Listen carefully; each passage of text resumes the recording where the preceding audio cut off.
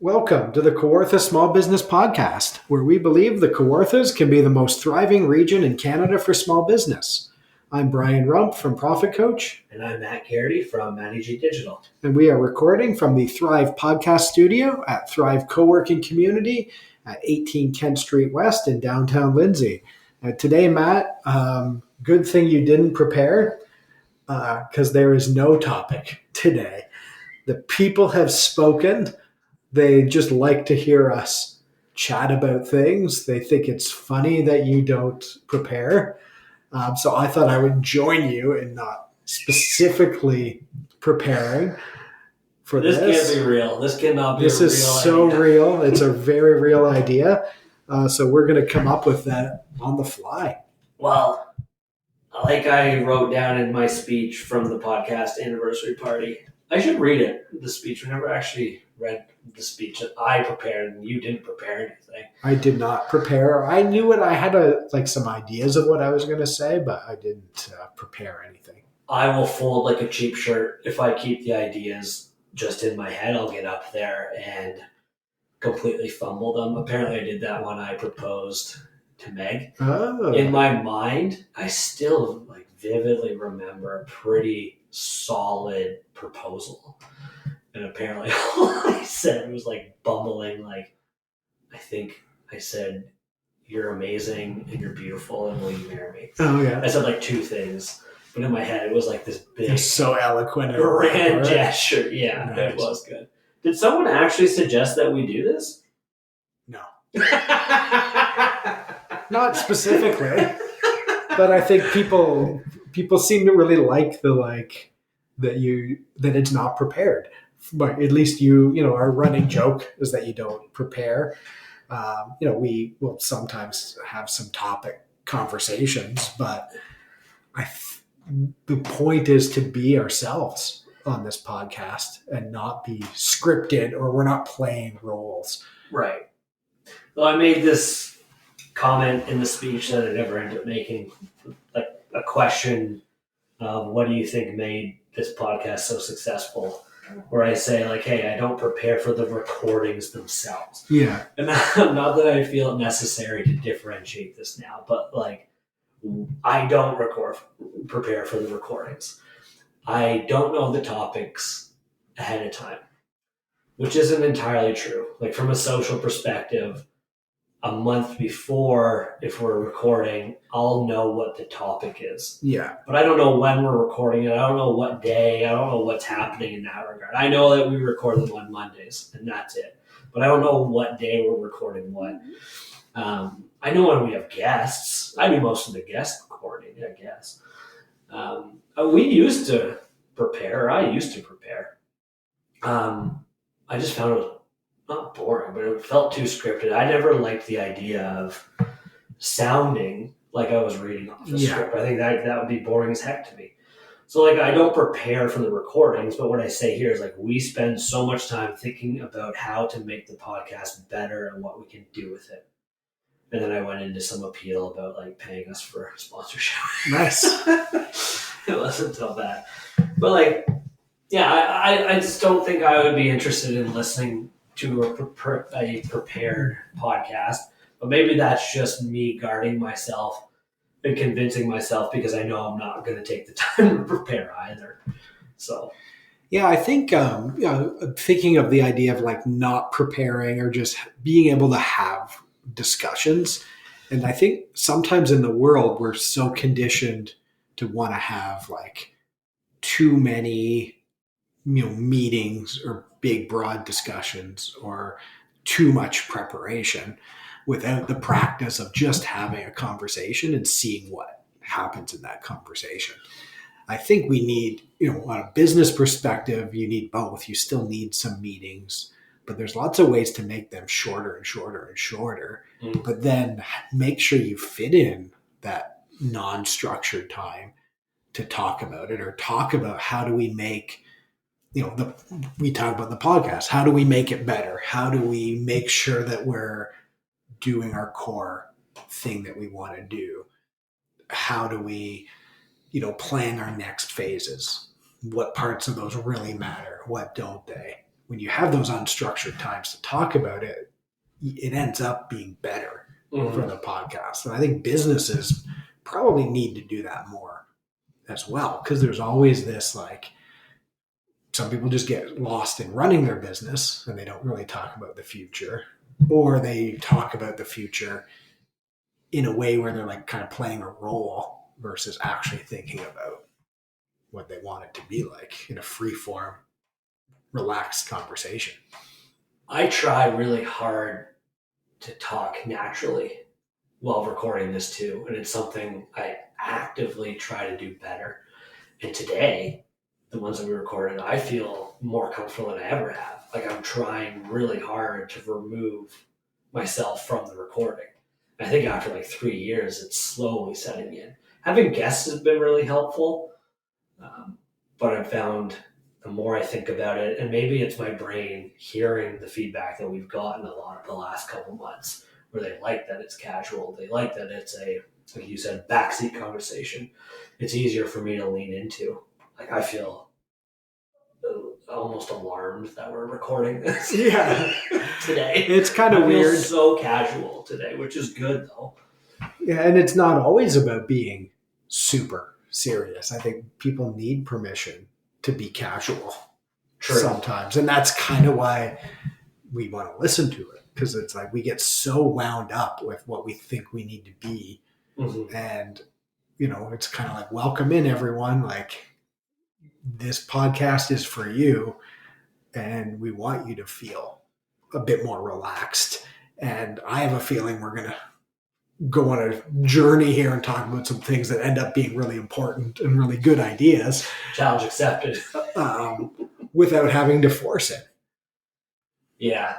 I think being a business owner is all about being kind of who you are and not putting up guards and being natural. And I think since I started Managing Digital almost 5 years ago now, like this is the most comfortable I've ever been. Now that I'm not over the hump and whatever that means, but like it's the most comfortable I've ever been career-wise and professionally. And I'm not, yeah, you're right. Maybe we're going to talk about something a lot deeper than I thought too. Because like, I think I had imposter syndrome before I even had my own job. Like I was never, this is going to sound like we're going into therapy for a moment. Some people are going to laugh at this. I'm still not the smart guy. And I joke about that sometimes, but like I was never the smart guy growing up. I was never the guy in my friend group that was the smartest. There was a doctor, an engineer, and an accountant and all these things. And I was the idiot.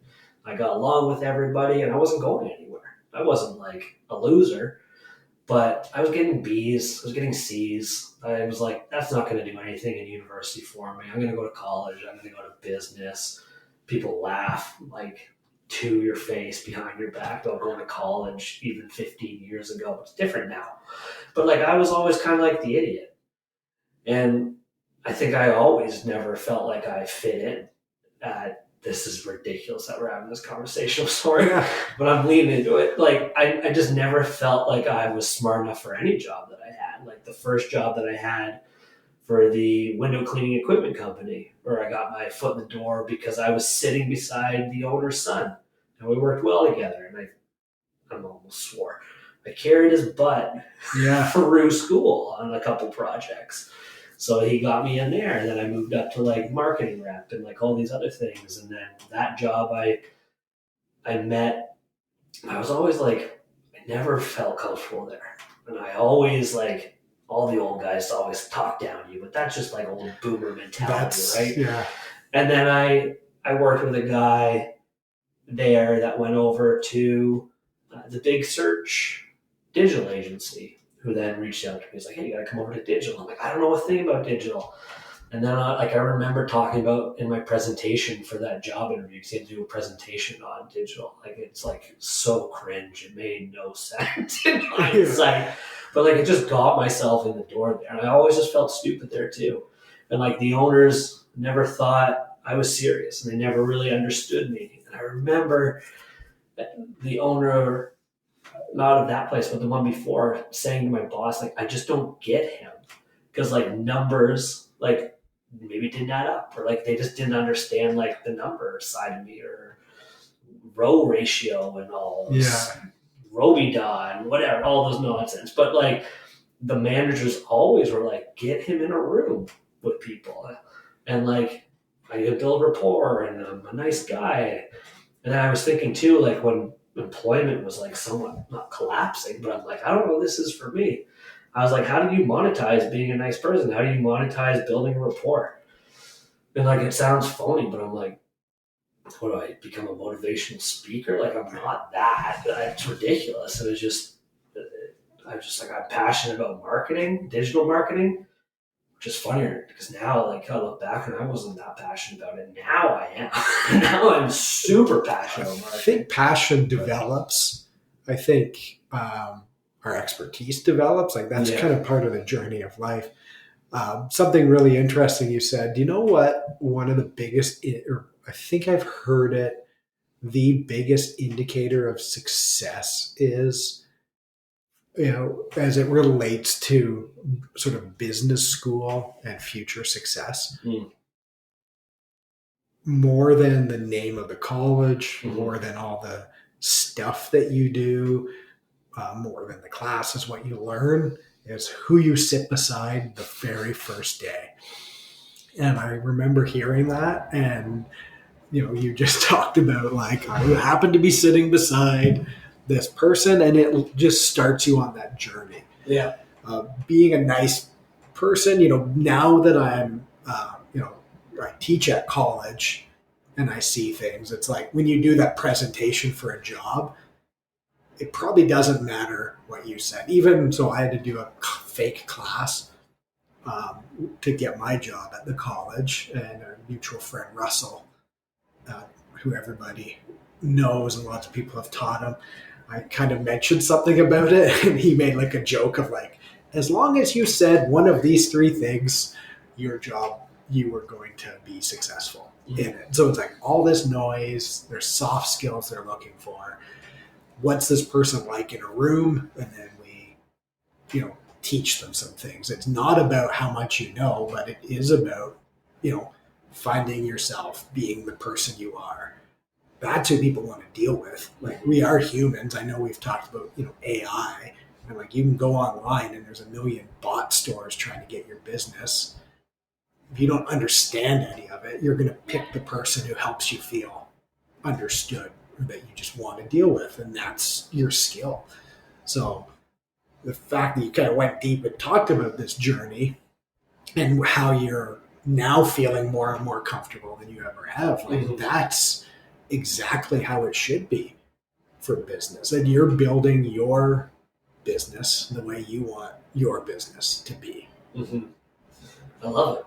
Things are smooth. I think we're busier than we ever have been, but there's a part of me that's like, are we that busy?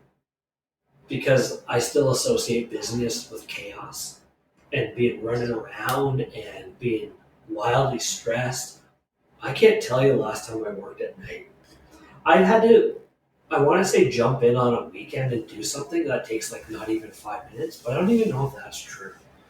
I answer text messages of like people that will work with me, but I still associate this is because I also don't want to say this out loud too, but I said something to you and other people. I got bored last week on Thursday at like 11 o'clock. Something in the afternoon fell through, a call got pushed or whatever. So I didn't have to do that anymore. I finished, and then like the rest of the day was going to be working with them, and I was like, what do I do? What do I do? And then I was like, everything was kind of running smoothly. Everyone's doing what they should. I went to like a sauna. I looked at those. I'm like, man, I did half of these months ago. Clicked through all those. Looked at some stuff. I don't really want to do this right now. I kind of went home. That's like, I don't know, what am I going to do? I'm kind of bored. Yeah, it's amazing. It's amazing to like celebrate that. And sometimes it's you worked so hard that something changes. You don't have to have another fire to put out. Yeah. You'd say I sound like, less than Hillary now.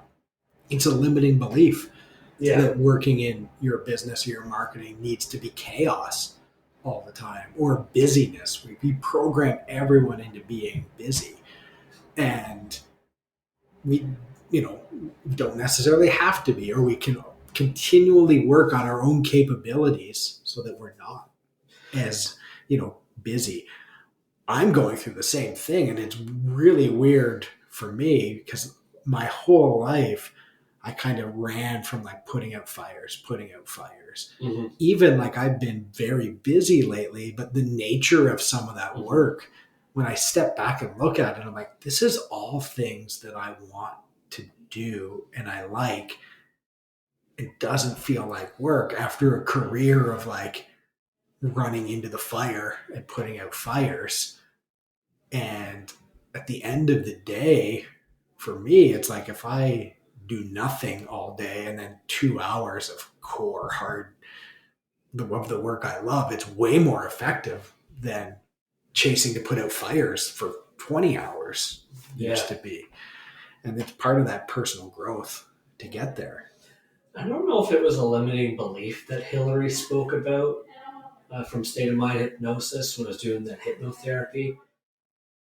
But at one point I think we talked about this, or like my schedule in the summer, where I was like, I feel guilty. Guilt is like a big feeling that I have about a lot of stuff. Nothing, I think that's actually tangibly bad, or definitely not illegal, but just like Oh, yeah. guilty things that I feel quite often. And I think one of them was that I need to be busy to be successful. Or it was like you have to work hard to be successful, and to remove that as a limiting belief from my mind. I came to terms with it pretty quick afterwards of like that understanding, no, you worked really hard and this was your focus. Yeah. Maybe not from day one, but for years now. Like when we started this podcast, I was fixated on the who, not how, because you introduced that to me. And then like we just talked about it today during our coaching session. We're 3 years later? No, 2 years probably after, since I started looking into that. I've gotten to the point now where I'm like, I got it. Not I figured it out. There's still massive gaps that are still being addressed today with process and systems and stuff. But today it was like, wow, I got bored the other day, and not like everything else collapsed and people are mad. Like, no, everything was going smooth. Now, what do I do? And it's like you're freeing up more time to get into rooms with people, yes. Which is like back to your core. Here's what I'm good at. So you're a great, we have a faithful listener of the show who had the opposite summer that you had, who wants a summer like you want. Who? Give me a clue. I won't say anything. I'll tell you after. But one of the things they said was, you've been asking me for a year what I want, and it was like, well, I don't want to be burnt out anymore. So just on the journey of knowing what you want and then designing your business for you is part of that evolution of being able to feel comfortable. And your business is you the way you structure your engagements, the way you structure your staff and people, and how you deliver value, it's all built around you and your preferences in the life that you want. That's a hard thing to do. Like, you need to keep celebrating that, because everyone says they want to do that, but then they're not willing to take those steps to get there. It's risk too. I don't know if it's been luck, but the people I work with, so like a lot of the contractors that do a lot of work with me, they're of the similar mindset. Like, they want to work X amount of time. They don't want to work 40-hour weeks even, or 60, 80-hour weeks. So that's been good. But I think I don't know if it's luck, but the businesses that I've worked with are so chill. That new chemical company that I started working with months ago, and her and I talked about it the other day, where she was like, I can tell like you want to get going faster. And I said to her, I was like, it's not that. It's just I'm not used to someone that's so calm and so patient. Like, you're what we want. You're what we preach. But like, now I found it. Yeah. And like, I told her in the summer I was really nervous because I've taken a bunch of time off and we're just starting this relationship, and that's when you need to be most like involved. and she was just fine with it all. And like she likes this pace. And It's the like, I don't. clarity, it's the pace, it's the reality too of finding people who match what you're trying to do. And I think what's neat about this conversation and what it's evolved into, it's um, Why Matt's awesome. why Matt's awesome, but like busy people find busy people, or if you're putting out fires, they find people putting out fires, and there's just chaos everywhere, and so many places thrive on it. And until you make the choice to kind of remove yourself from that chaos, and then you still go through chaos as you get out of it, but it does get bit by bit easier and easier. And to me, that's like kind of the hard work that you put in to be able to live and have a business where you get to do your best work and it doesn't feel like work. Yeah. And then you get bored because, it wasn't that, hey, I have nothing to do today. It was the thing I had planned fell through and I don't have a fire to put out because I'm so good at structuring everything else. So, hey, it's like free surprise afternoon. Just take, like, that's a win to me. Yeah, and like, yeah, I've been doing this for 5 years, and then 3 years ago started thinking about like how do I make this more serious and systems and everything. It wasn't like a smooth process. Last January, February was probably the lowest point for me mentally, professionally, of like a bunch of stuff didn't go right and it was bad and I was really unhappy about it. And I was like, this is all falling apart. And now we're not even 12 months away from it. And like we're celebrating a lot. We're celebrating a lot of stuff pretty often now. And like we're not free. It's never going to be perfect, but like things are really good. And things are really smooth. And like there's no reason why it would like fully collapse. So yeah, I think it's well, we get these fears of things collapsing, and I get it too. I'm like up and down lately, where you get this all is lost moment. But then sometimes it's like, well, let's look objectively at what's actually happening. mm-hmm. And like I know for me, I've recently had these like, why am I here? This is all terrible. Everything's going down. But then objectively, it's like, no, actually, you just had your busiest, best month ever, and there's no reason it's not going to repeat or you can't do that again. Like, because I know for me, it's like you get that long time conditioning and, being at the bank, it's like everything's a fire every day Mm-hmm. and it's an emergency. And, Sure.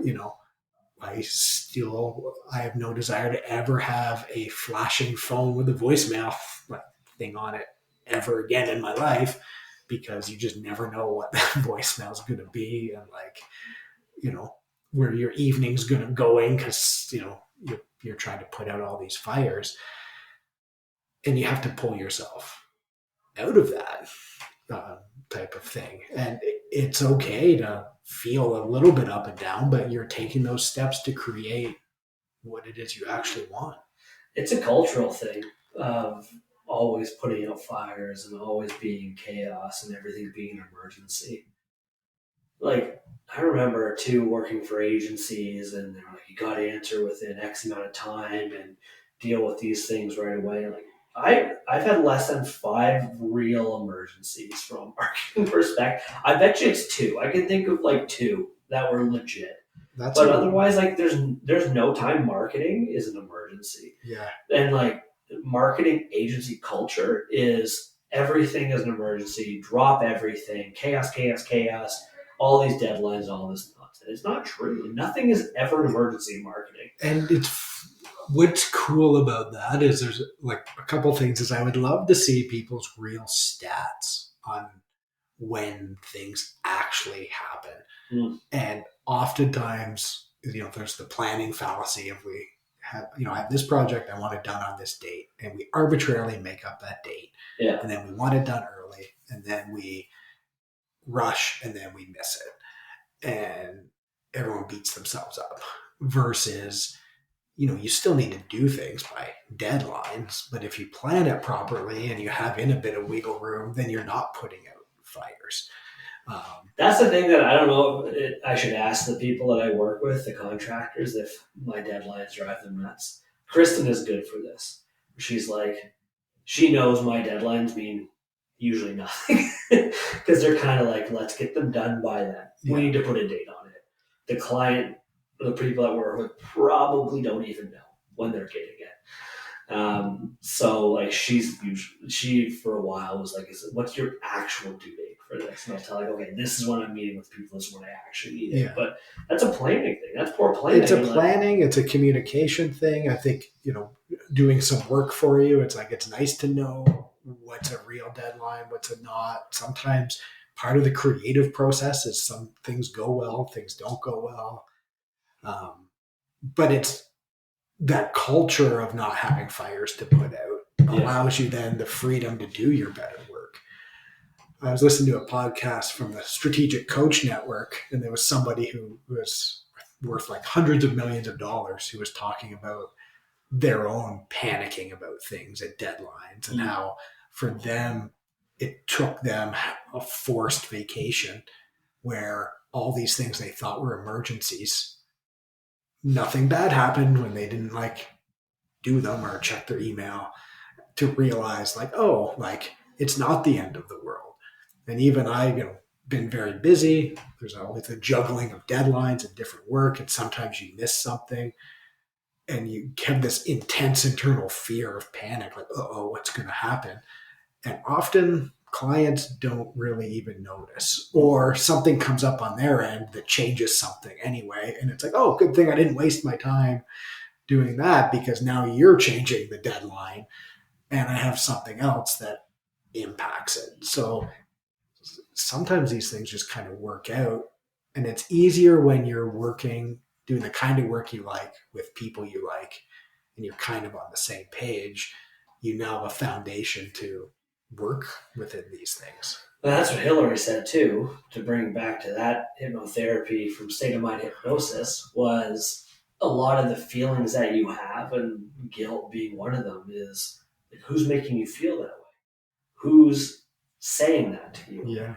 And a lot of it's internal, and it's not what other people are saying. It's not what your friends and colleagues and accounts are saying. It's you internally, and it's like, I don't know if it's a limiting belief, but I don't know how to put it in there. Yeah, their it's your terms, own but thing. And like, it's your own emotion and own feeling that you're kind of not handcuffing yourself with, but it's your own mind that you need to work on. it's funny because now that you say this, I think about like,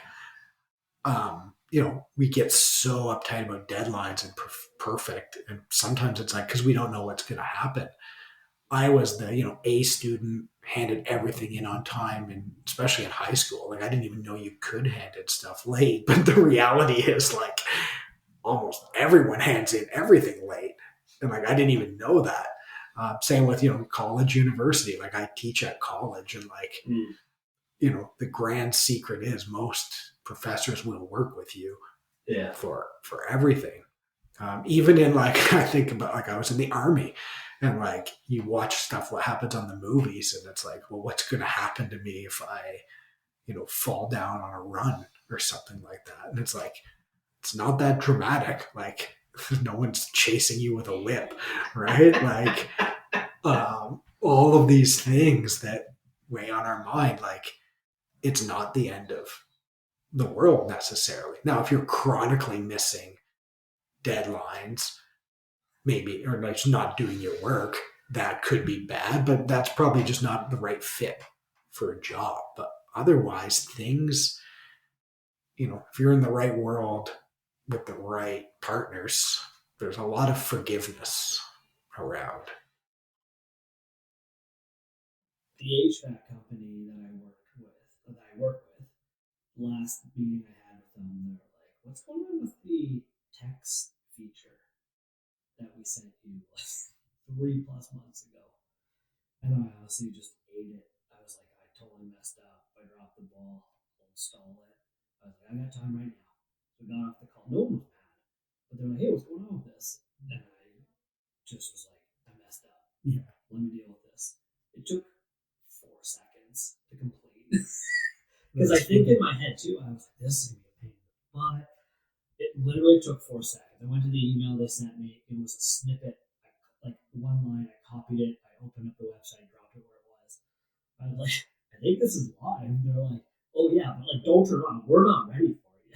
Yeah, I was going to just say before you got to the end of that, it was like they probably noticed it a month ago, and then we're like, don't say anything. Yeah. Because there is this domino effect, and this kind of loops back to how hard it is to do anything. Yeah. I was teaching this morning, teaching some students. I think I'm different than a lot of professors in that sometimes these things that look little, I'm actually praise them for. So it's like some of them, sent some emails out to businesses they wanted to work with. They didn't get a response. Is that a failure? Not at all. The fact that they actually took the initiative to do it is something so many people don't do. And I was not surprised at all they didn't get a response back because that's the nature of business. And we have to learn these things. Actually getting stuff across the finish line is hard. Celebrate if you're starting a business. The first time someone sends you money, celebrate it. Like I recently had someone send me the biggest payment I've ever received for anything. It's like I'm just celebrating it because it's hard to get someone to send you $1, let alone send you thousands of dollars. And yet we're bombarded with all this info about it's easy to just set up a passive income stream. Oh God. And make 5 different products and just sit back and watch the money roll in, and then we all think these people are suddenly rolling in money, but it's hard to just do these things. So like passive income channels, I think, are harder to be successful than what and they're not really passive. No, like you have to spend a fortune marketing wise, or hope that you find like the magic spell for it to catch fire and be viral or something. And there used to be like, what was that guy? Ryan something. I can't remember the book name. It was like 4 important things for marketing. It's like a kind of iconic marketing. One of the 4. I read it recently. One of the 4 was do something viral. What? Like you're intentionally trying to do something viral? What is going on? Have a great innovative idea. Exchange value for money. Yes. All these like things that are easy to do, but they're hard. Yeah. That's even like, to roll back to our podcast. It's easy to say, well, just have a 30-minute podcast every week for 3 years. Like to actually execute and do that is really hard. So you have to celebrate actually doing it. So like all of these things we've talked about in our no topic episode are like part of the journey, and like you have to just do it. There's no this is it's so funny how this works out, and I'm thinking a lot of our pals Les and Hillary, who are probably like, if they're listening, maybe will like this episode. But I was having a text conversation with a former student today who's working in banking. That sounds like sexual harassment. And, that's a different topic. And they're being offered to go to like this other company. Someone's trying to get them to go to like a commission only, like sales role. And it's like investment advising role. In that whole world, I was like, don't do it, is my advice, because you just don't have the experience yet to really be great at pure commission sales because you haven't gone through some market cycles yet. Experience, lots of knowledge is great, but until you know what it's like to watch the market drop and go up, and it's hard to advise people through that. And the only way to get the experience is going through it and doing it, and trying to get better. So it's like all these business things, these, sitting beside someone in class and then getting into a room, doing bad presentations, but they still work out. Yeah. And, always pursuing and being more like yourself and trying to get more comfortable is really, I think, what everyone probably listening to this is trying to do. That's true, because the other day when I can't even remember if I've spoken about this already. Conversations. But I was going to say, did I talk about the timber people? Yeah. Already? So I was going to talk to them, and I had said to you, I'm not bringing my laptop. I'm not putting a presentation together. I'm not even going to bring my laptop. I didn't even bring a bed with a notepad. Literally showed up with a jacket on and just met him. I shook his hand. I told him that was the point of the meeting, though. That was the whole point, though. It was, and I actually thought about it critically. I'm like, am I going to get this sale with numbers? Am I going to get this sale showing them stuff?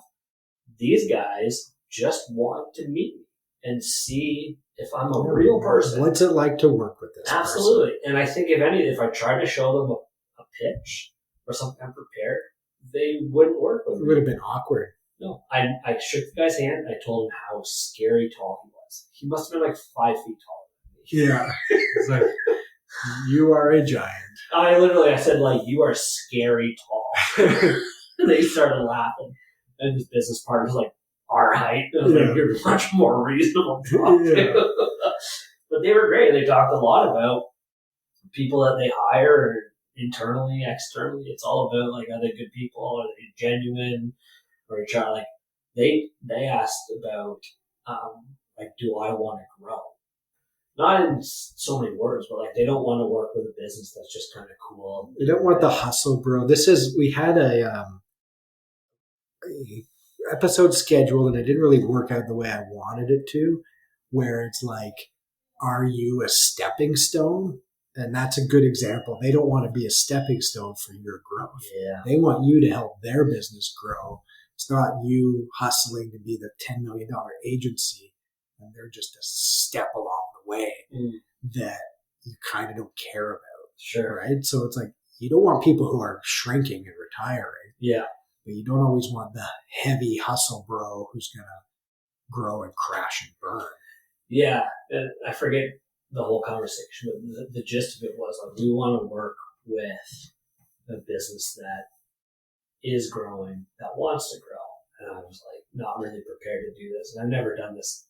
It sounds like I say it all the time, but I don't normally say this, but like, I've also got this co-working space. I've also got this podcast that we've been doing for 3 years. And like, I kind of wrapped all that, and you can kind of see that, like, oh yeah, this is the guy for us. Yeah, you want the intentional, someone who's focused on that. Right? Yeah. Versus sitting back. And it's sort of like the passive income conversation, right? Like, I don't want to be someone's passive income unless they've created something great that I can, buy, sometimes a course, or there's things that they're monetizing that are niche and I like it, but like, they're still putting work into that. But like, I don't want to just be someone's monthly check for something that gives me no value. Like Busty Bibbs. Can we do an episode for Busty Bibbs? Yeah, your spouse might murder me if I allow for that. She's so mad about it still. She spilled stuff on herself twice in the last 2 weeks, and I just looked at her and she's like, don't even say it. Yeah.